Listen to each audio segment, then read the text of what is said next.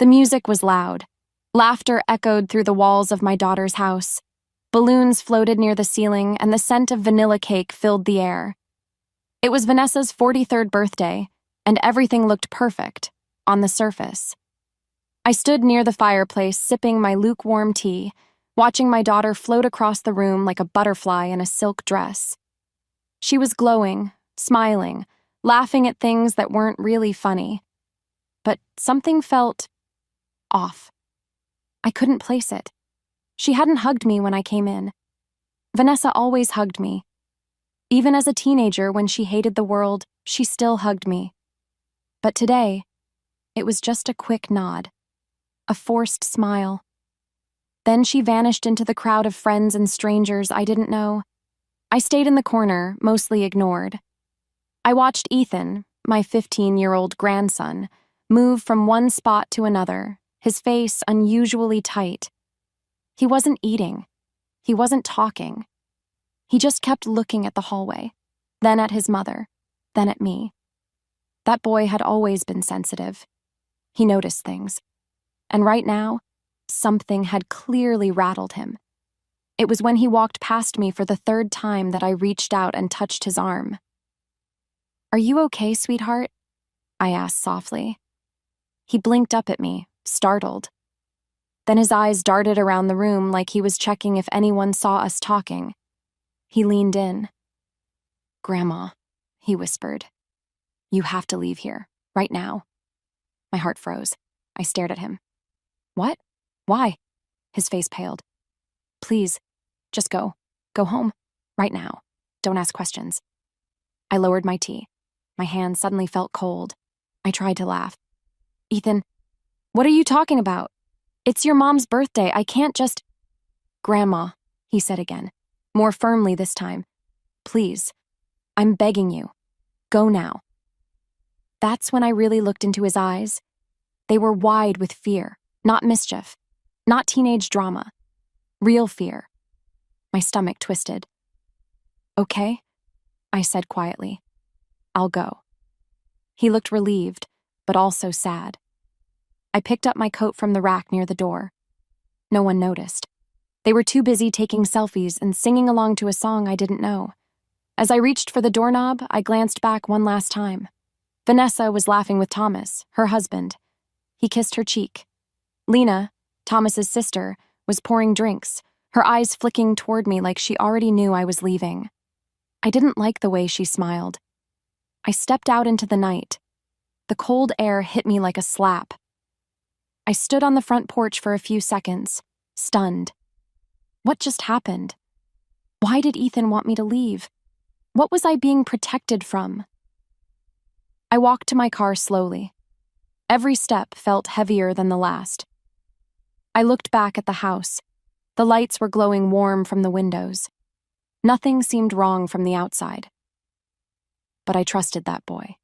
He's never asked anything like that before. As I started the engine, I caught a glimpse of something in the rearview mirror. Ethan had come out onto the porch. He stood there, arms crossed, watching me go. There was something in his eyes, something that made my hands shake as I gripped the wheel. He was scared for me. I didn't know what was happening, but something was terribly, terribly wrong inside that house, and the worst part? It was my daughter's house. A week before the party, Vanessa called me. That alone was unusual. She rarely called unless it was to ask for something. An old recipe, money for a charity event, or to babysit Ethan when she and Thomas wanted a weekend getaway. But this time, she sounded cheerful. Overly cheerful. "Hi, Mom," she chirped through the phone, like we were best friends. "I wanted to invite you to my birthday party next week. It's going to be fancy this year. Dinner, cake, live music. You have to come." I paused. "Oh, all right. Are you sure? I didn't think—" "Of course, I'm sure," she cut in quickly. "The family should be together, especially you." Something in her voice didn't sit right. It was like when someone smiles at you but their eyes look past you. That was my daughter lately. Perfectly polite, but distant. Still, I said yes. I missed her. even if I didn't always feel welcome anymore. When Saturday came, I put on my nicest blouse and a string of pearls my late husband had given me on our last anniversary together. I bought a bouquet of roses and a birthday card with a long handwritten message, hoping it might remind her of who we used to be, before things became cold. I arrived a little early, thinking maybe we'd have time to talk before the guests arrived. But when I rang the bell, it wasn't Vanessa who opened the door. It was Ethan. He looked surprised to see me. "You're early," he said quietly. I smiled and kissed his cheek. Just wanted to spend a few extra minutes with my favorite grandson. He smiled, but there was a sadness in it. Vanessa came down the stairs a moment later, still in her robe, hair half curled. "Mom, you're already here?" "I thought I could help set up," I said, holding out the flowers. "Oh, sure." She took them, glanced at them quickly, then passed them to Ethan. "Put these in water, please." I watched her as she walked toward the kitchen. She didn't say anything else. No hug, no warmth, just busy, busy, busy. I followed her in. "You look good, sweetheart.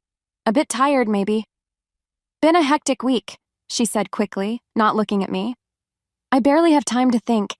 The decorator's late, the caterer brought the wrong wine, and Thomas's sister is sick again." "Lena?" I asked. She nodded. "She's been living with us for a while. Says the air in her apartment is bad for her lungs." I tried to smile, but the way Vanessa said it was like she didn't fully believe it herself.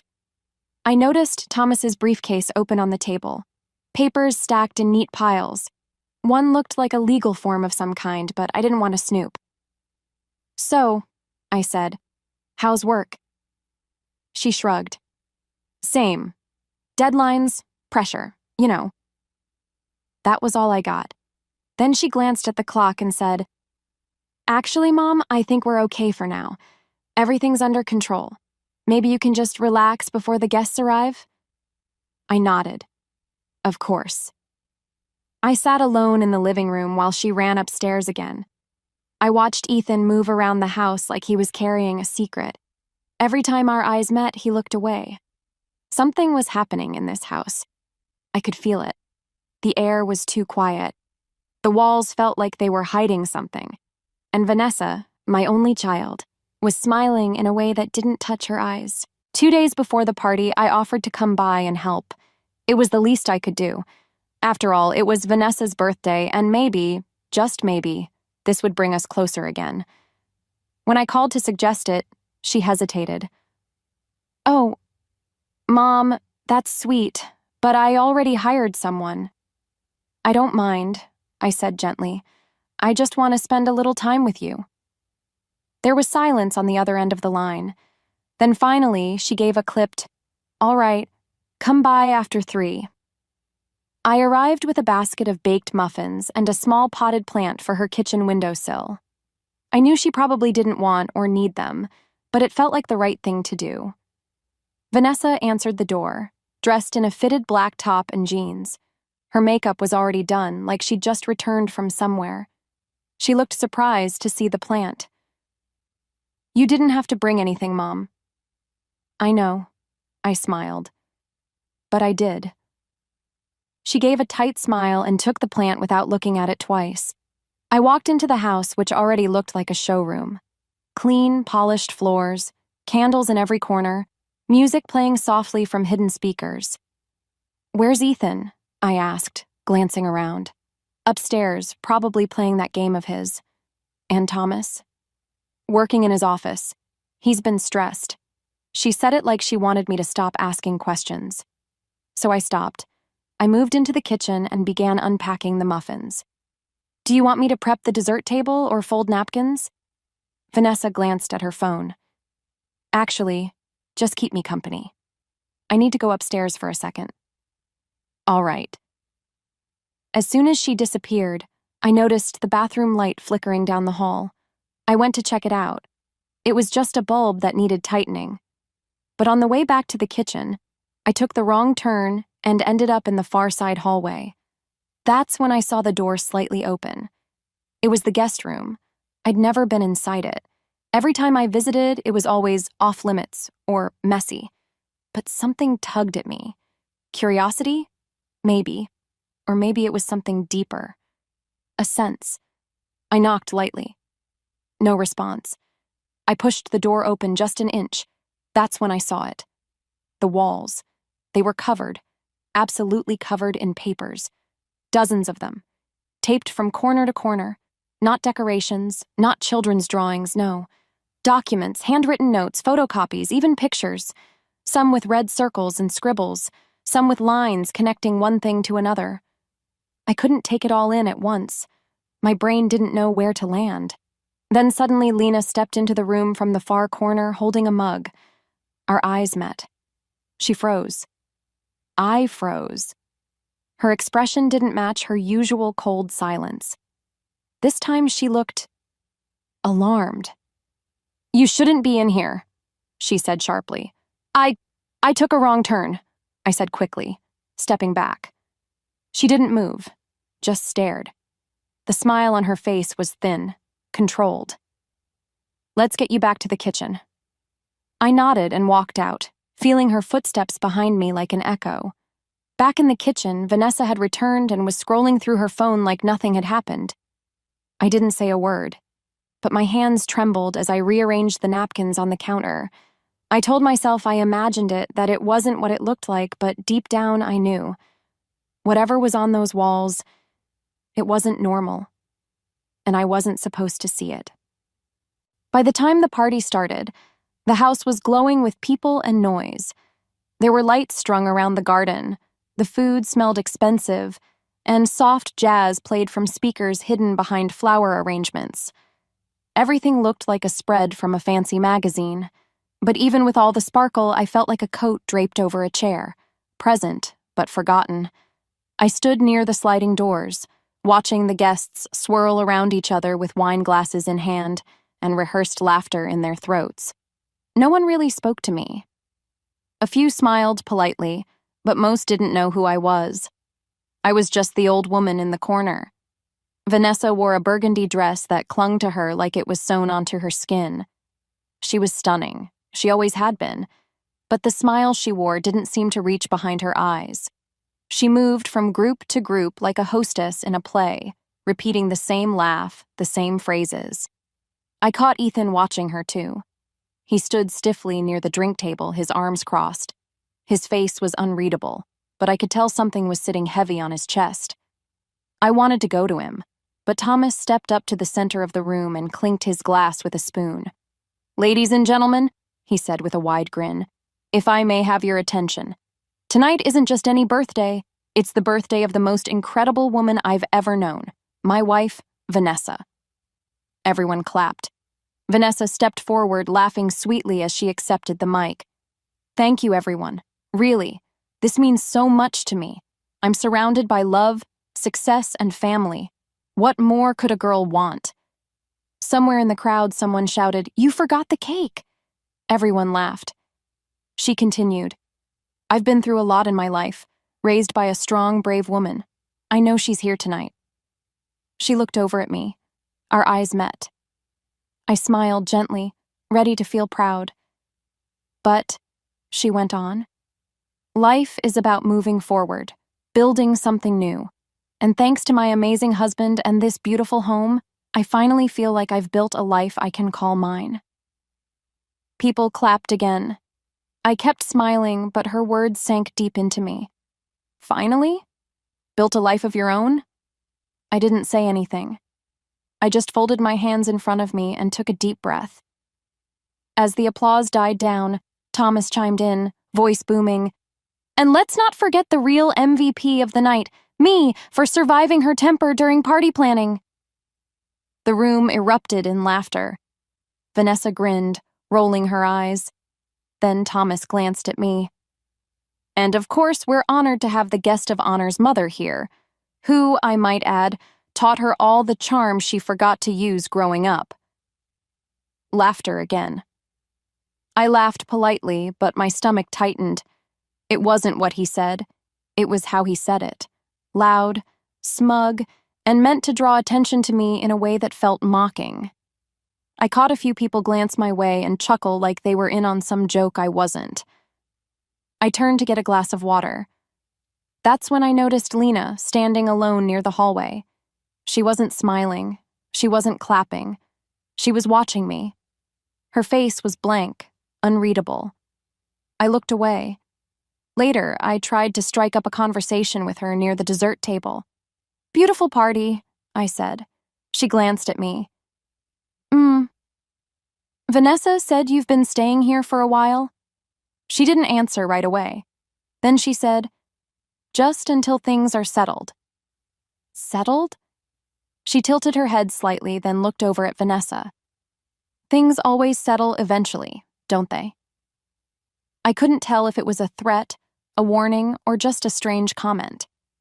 Either way, I didn't ask further. The night moved on. Guests drank more, music grew louder, and yet, under all the noise, I could feel something bubbling underneath the surface, like a pot left too long on the stove. Everything looked perfect, but nothing felt safe. The moment I stepped out of the house, I could barely breathe. Ethan's voice still echoed in my ears. "Please, Grandma, just go." I walked to my car like I was sleepwalking, trying to make sense of what just happened. My hands trembled as I reached for the keys. For a few seconds, I just sat there, frozen, confused, scared. And then something in me snapped awake. I wasn't ready to leave. Not yet. I didn't know what was going on, but something was wrong. Ethan's face, the fear in his voice. It wasn't teenage drama. It was real. And I couldn't just drive away and pretend I hadn't felt it. So I turned the key, reversed out of the driveway, and parked a few houses down. I waited. For what? I didn't know. But I waited. 10 minutes passed, then 20. The party noises were still going strong. And then I saw something that made my stomach drop. A black van pulled up to the side gate. It didn't park in the driveway. It pulled around to the side near the back of the house where no one would notice from the front door. 3 people got out. 2 men and a woman. None of them were dressed for a birthday party. They weren't carrying gifts. They were carrying something heavy covered in a tarp. I turned off my engine, ducked low in my seat, and watched. The side gate opened. Lena stepped out and waved them in. I couldn't see their faces clearly, but I could see Lena, calm, focused, like she'd been expecting them. I didn't know what I was seeing. It didn't make sense. None of it made sense. But it wasn't right. I pulled out my phone and snapped a blurry photo. My hands were shaking so badly the flash accidentally went off. I panicked and ducked again, heart pounding. No one looked my way. I waited until the gate closed behind them. Then I slid out of the car and crept down the sidewalk, staying close to the fence. My legs felt like they were made of air. When I reached the edge of the property, I crouched behind the hedges. From there, I had a partial view into the kitchen through the side window. And that's when I heard Vanessa's voice. It was muffled, but I could make out the words clearly enough. "She won't be a problem anymore. Once it's done, we're free to move forward." There was silence. Then Thomas's voice answered. "She doesn't even know what's happening. She's too old to put the pieces together." Then laughter. Not the kind of laughter you hear at a birthday party. The kind that made the hairs on my arms stand up. I felt sick. I didn't know what they were talking about. I didn't know who she was, but my heart told me exactly who. Me. I stepped back quietly, afraid that even the grass under my shoes would make noise. I didn't understand everything, but I understood enough. Ethan hadn't been wrong. He saved me, and now I had to figure out what they were planning, before it was too late. The next morning, I sat in my kitchen, staring into a cold cup of tea. My hands still hadn't stopped shaking since last night. Everything I thought I knew about my daughter, her husband, their home, all of it had shifted. Like someone pulled the rug out from under my entire life. I kept replaying it in my head. The van, Lena waving them in, Vanessa's voice. She won't be a problem anymore. What did that mean? What were they planning? Then came the knock. It was light, hesitant, I stood slowly and looked through the peephole. Ethan. I opened the door and pulled him inside so fast he stumbled. I closed it behind him and locked it. He looked tired. His eyes were red, and he kept glancing behind him like he expected someone to be watching. "Are you okay?" I asked, pulling him into a hug. He nodded, but I felt him shaking. "I just needed to see you," he whispered. I led him to the kitchen. "Ethan," I said carefully, "what happened last night? Why did you tell me to leave?" He stared down at the table, his fingers curled into fists. Then, slowly, he began to speak. "The night before the party. I couldn't sleep," he said. "I went downstairs to get water. That's when I heard them talking." "Who?" I asked, though I already knew. "Mom, Thomas, Aunt Lena." He took a deep breath. They were in the study. The door was half closed, but I could hear everything. Thomas had papers spread out on the desk, documents with your name on them. I felt my heart begin to pound. "They were arguing," he said. "Mom said it had to happen soon. She said you were getting suspicious. Thomas said they couldn't afford to wait anymore because the buyer was ready, that if you didn't cooperate, they'd move forward anyway." "Buyer?" I asked. Ethan nodded. "They're selling the house. Your house, the one Grandpa left for you. You know, the one you signed over to Mom after Grandpa died?"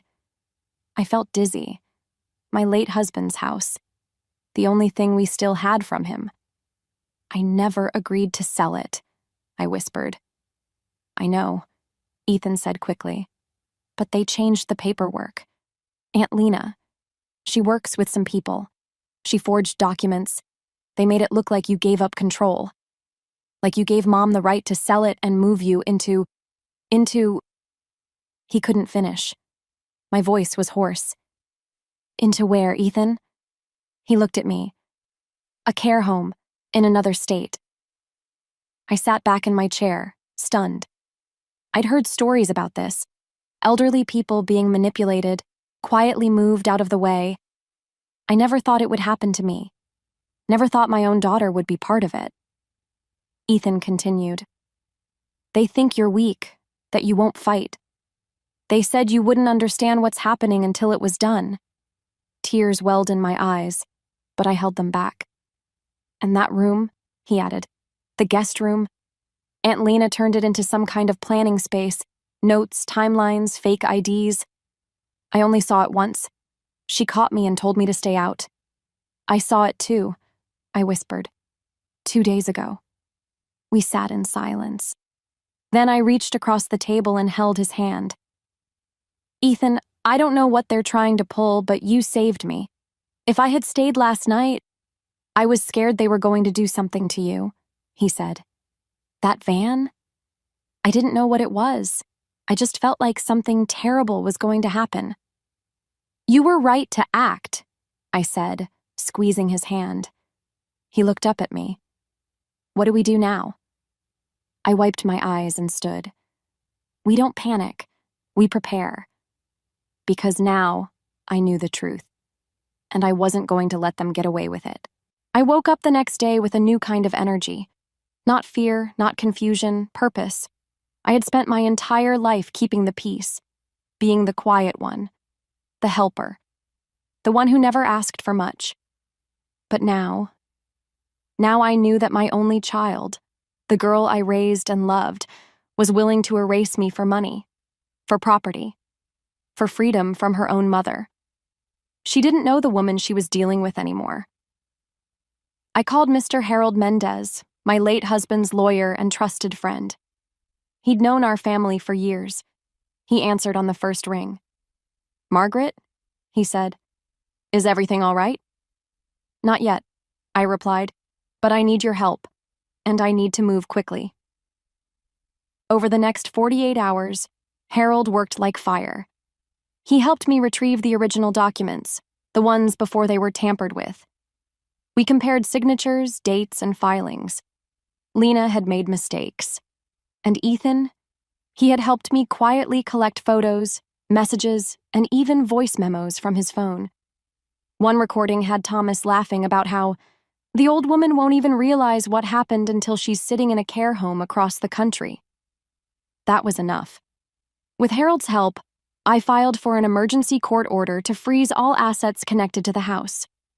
We also filed charges for document fraud, elder abuse, and attempted unlawful transfer of property.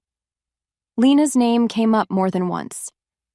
I didn't say a word to Vanessa, not a call, not a message, not a single warning. Until dinner. I planned a small gathering. Just family, I said. Vanessa agreed quickly. Of course, Mom. I'm glad you're feeling better. I showed up early with Harold beside me. Ethan came too, his shoulders stiff but his eyes focused. He knew what was about to happen. Vanessa greeted me at the door like nothing had ever happened. She kissed my cheek and whispered, "Glad to see you're back to your senses." Thomas was already pouring wine. Lena was in the dining room, texting. I sat at the head of the table.